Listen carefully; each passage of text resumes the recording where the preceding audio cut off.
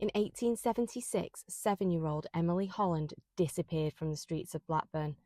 Hours later, her body was found, dismembered and discarded. Who could have committed such a brutal crime? The truth behind Emily's death would shock the town and reveal a darkness that no one expected to find there. Today we're here at Blackburn Old Cemetery. We're going to go inside in a minute and have a walk around.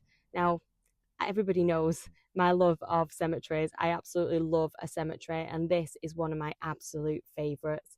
It is such a beautiful place, and it's actually where little Emily Holland is buried. So let's go and have a look around, and we'll find Emily's grave and talk about exactly what happened to her. So the year was 1876, and Blackburn was a bustling industrial town filled with the smoke of the cotton mills and the chatter of factory workers. But along the narrow streets and the noise of everyday life, a horror was unfolding. A child, just 7 years old, would fall victim to an unimaginable crime, and that child's name was Emily Holland. And the man who was responsible, well, he was someone that the town knew and trusted. But what could drive a person to commit such a brutal act? Was it an act of madness, or was it something much more sinister?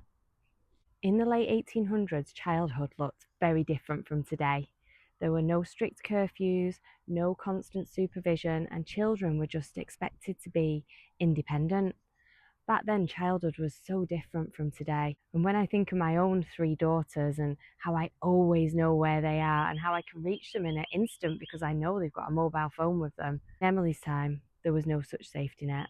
Children often ran errands alone, just like Emily did that day. It was normal. People felt safe and neighbours looked out for each other. But as Emily's story would show, that trust could be devastatingly misplaced. So when 7-year-old Emily Holland set off down Moss Lane in Blackburn on the afternoon of Monday the 28th of March, no one thought much about it. She had a few coins in her hand and a note for the shopkeeper. She was going to buy half an ounce of tobacco for a man she'd just recently met, a man she described as nice to her friends. And she even told her friends that she'd be back soon, ready to play, just as soon as she finished this errand. But Emily never came home. At first, her parents weren't too worried. Maybe she'd just been distracted or had gone to visit a friend. But as that evening dragged on, the uneasy feeling began to grow inside them. Her tea sat untouched on the table, and her father, James Holland, stepped outside scanning the street. No sign of her anywhere. He asked the neighbours if they'd seen her, and he checked with all of her friends, and he walked all the familiar routes that she would have taken on her way home. But no one had seen her. And by nightfall, panic had set in. So James went straight down to the police station and a full-scale search began. Word spread quickly through the streets of Blackburn. Families lit lanterns and groups of men and women walked the cobbled roads, calling Emily's name. Police officers checked alleyways and peered into shop doorways and searched the fields at the edge of town. And by the next morning, the whole town knew that Emily was missing. The police questioned shopkeepers and market vendors and anyone who might have seen a little girl in a dark dress with light brown hair wandering the streets. Friends remembered Emily saying that she'd be back to play after running this errand for this person, but no one knew who it was that she'd been helping, and no one could describe the man that she'd gone to buy this tobacco for. Days passed and hope was beginning to fade. Then, on the 30th of March, 2 days after Emily had disappeared, a neighbour's child spotted something strange in a field next to the cemetery. A dog was sniffing at a bundle of newspaper abandoned in the grass. So a woman named Alice White went over to investigate what it was. She unwrapped the paper expecting to find, some discarded food or some old rags or something. But instead, she found the mutilated torso of a child. And that was how Emily Holland was found. But the horror of what happened to her was only just beginning to unfold. So the next day, on the 31st of March, a man named Richard Fairclough was passing through Rishton, which was about 4 miles from where Emily's torso had been found, and he noticed another man loitering near a drain. It was acting pretty strangely, and something about it just didn't quite sit right with him, so he went over to take a look. And inside that drain, wrapped in crumpled pages of the Preston Herald, were Emily's legs. And when the police arrived, they quickly realised the full extent of the brutality that poor Emily had suffered. The police surgeon, Dr. Maitland, examined her remains and confirmed what many had already been fearing. Emily had been abused before she was murdered.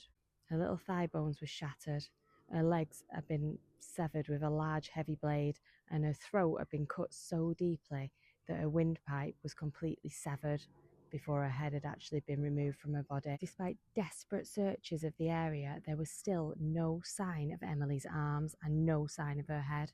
Whoever had done this had gone to extreme lengths to cover their tracks, but they hadn't quite been careful enough. The inquest into Emily's death opened on the 31st of March, and the town was gripped with fear and anger. People wanted answers, they wanted justice, and almost immediately a theory began to take hold. A theory that, in many ways, was more comforting than the actual truth. The idea that an upstanding member of the community could be responsible for something that was so horrific was absolutely unthinkable. No, this had to be the work of an outsider, a drifter, some sort of tramp. No one could say for certain who Emily had actually been helping out that day when she went to the shop, but some local children said they'd seen her with a man, a scruffy-looking man, and that was all the town needed to hear.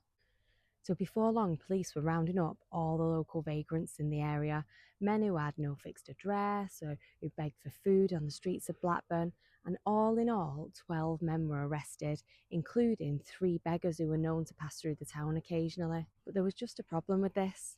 At the inquest, someone pointed out one crucial detail, one that should have changed the course of the investigation. Emily's little body had been wrapped in newspapers, but not just any newspapers, but consecutive editions of the Preston Herald. Now, a tramp or a vagrant probably wouldn't have a collection of neatly kept newspapers, and as a result, they had to release all the men and attention had to go elsewhere. Now, by this point, the town desperately needed someone to blame, and as the search continued, the real killer was still walking free on the streets. Emily's murder wasn't just the talk of Blackburn, it made national headlines, and as the police searched for the missing body parts, the whole town got involved. Thousands of people turned out to comb the fields and the streets and the alleyways and anywhere that could hold a clue about where the rest of Emily was. A £200 reward was offered for information, which was more than a year's wages for many people in those days, but no one seemed to know absolutely anything. And then there was a breakthrough. Dr. Maitland, the police surgeon, had been studying the newspapers used to wrap Emily's body, but it wasn't just the pages themselves that had caught his attention this time. It was what was actually inside them, and that was hair. Human hair, not just 1 or 2 strands, but clippings from multiple different heads. And it hadn't been pulled out. It had been cut with scissors or a razor of some kind.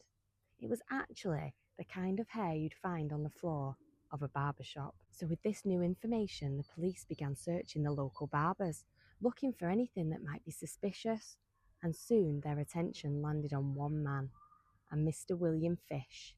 His shop on Moss Street was searched on the 8th of April. Fish was a man with a past, and a troubled past at that. He'd spent time in the workhouse, and by the time he was 25, he had a string of petty theft convictions. Now, it was nothing for anything violent, but in a town that was desperate for answers, his reputation was enough to make him a pretty good suspect. And once the rumours started, they spread like wildfire.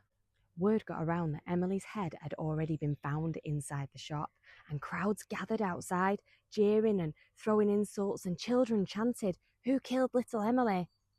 But the search of his shop, it had actually turned up absolutely nothing. No body parts, no weapons, no proof of anything at all. And in the end, the local newspaper had to run a story defending Fish, calling him an innocent man, a victim of cruel gossip. So was he guilty? Or was the town just so desperate at this point for justice that they turned an unlucky barber into the local monster? Well, the town's grief only deepened, and even as Emily's parents prepared to lay their little girl to rest, there was still no justice served. And on the day of her funeral, hundreds lined the streets, and among the mourners was a figure who perhaps stood out more than most: William Fish. And from his barber shop on Moss Street, he stepped outside, bowing his head as the funeral procession passed by, paying his respects, watching the town's sorrow. Was it guilt? Or was it just simply an act of a man who wanted to be part of a community? The days rolled into weeks and still there were no new leads on the case, and the public was growing more and more restless by the day. How could a crime that was this brutal in nature leave so few clues? How could a little girl be taken, dismembered, and dumped in different locations without a single witness? Now pressure was mounting on the police and they needed answers. And in late April, an unusual offer came in. A man from Preston, Peter Taylor, stepped forward. He had something that might help the police in the search, and that was his dogs. He had a bloodhound named Morgan and a spaniel. It would be the first time in British history that dogs were used to investigate a crime. Now, the animals were first taken to a field where Emily's torso had been found, and they sniffed and they circled and they wandered, but nothing. And then they were led to Moss Street, to the barber shop of William Fish. In the building they went, with nothing downstairs, and upstairs in the small living quarters above the shop, Morgan the bloodhound suddenly stopped. His ears pricked up, and he began to howl, and his nose was pointed straight at the chimney, which was over an open fire. Fish's wife stood frozen in horror as the officers moved in. One of them reached up, pulling at something that was wedged just inside the chimney, and then a bundle fell into the hearth. When it was unwrapped, there was Emily's skull in her arms, wrapped in her own clothing and partially burned. William Fish was arrested on the spot. But even as Mr. Fish sat in the Blackburn lockup, he denied absolutely everything. He said he had no idea how Emily's remains had ended up in his chimney. He had no explanation, there was no confession, there was nothing. So was he telling the truth? Or had the people of Blackburn finally found their monster? Well, as it turns out, the people, they'd made their minds up. As the police led William Fish from his shop to the lockup, a furious crowd had gathered outside. Voices rose in anger, fist waves in the air, and a lynch mob trailed behind the van, baying for blood. They wanted justice, and they wanted it now. But justice would have to come through the courts. On the 17th of April, William Fish stood before the magistrates and was formally charged with Emily's murder. And it was finally then at that point that he confessed. But he said that he hadn't actually meant to kill the little girl and that he had no idea why he'd actually done it. But the truth was sickening. Fish told the court that on the 28th of March he'd seen Emily walking past his shop and he stopped her and asked her to run an errand for some tobacco. When she returned, he invited her inside and asked her to come upstairs. And there, in the small room above the barber shop, he sexually assaulted her, took his cutthroat razor, slit her throat and dismembered her body. He said that he burnt her arms in the fireplace before stuffing them and her head up the chimney, and the rest of her body he then wrapped in newspaper and discarded all around the town so that nobody could ever link it back to him. In July, the case went to trial at the Liverpool Assizes, and Fish pleaded insanity, but the jury was not convinced. They had no doubt that he had killed little Emily in cold blood, and it took them just 1 hour to reach a verdict, and that verdict was guilty. And on Friday, the 4th of August, William Fish was sentenced to death by hanging. The following week, his wife and children and mother-in-law made the journey to Kirkdale Gaol in Liverpool, and they sat with him for the last time. At 8 a.m. on August the 10th, William Fish was led to the gallows. Before his execution, he wrote a final statement, urging others not to follow his path, saying that if I had served God instead of Satan, I would not have been here in this situation. But for William Fish, there was no redemption, there was no forgiveness, and there was no doubt in anybody's mind that Emily Holland's killer was dead. Emily Holland was just 7 years old, and she was kind and trusting and full of life, and it is absolutely impossible to comprehend the horror James and Elizabeth Holland felt. When I think of my own girls and how helpless I would feel to know that your child's last moments were filled with such fear, and even with justice served, the weight of that loss would never ever lift. James and Elizabeth lived well into their 70s, carrying the memory of Emily with them for the rest of their lives. And then here at Blackburn Cemetery, when you stand before Emily's grave, time has worn away the words, but this small Winnie the Pooh statue sits beside it, like a simple, heartbreaking reminder that Emily was just a child. Her murder sent shockwaves through Blackburn, and the brutality of the crime haunted the town for years to come.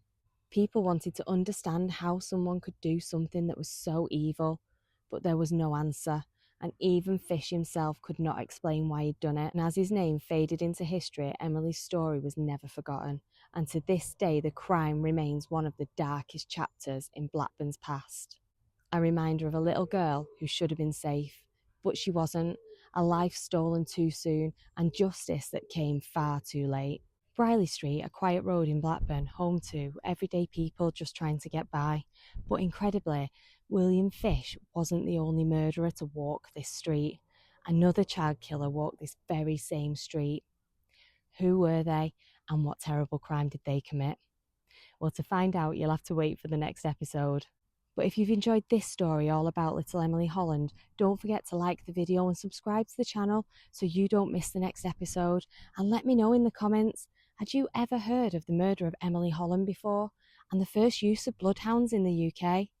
And is there a story that you think I should investigate next? Thanks for watching, and remember, sometimes the most forgotten stories are the ones that need to be told the most.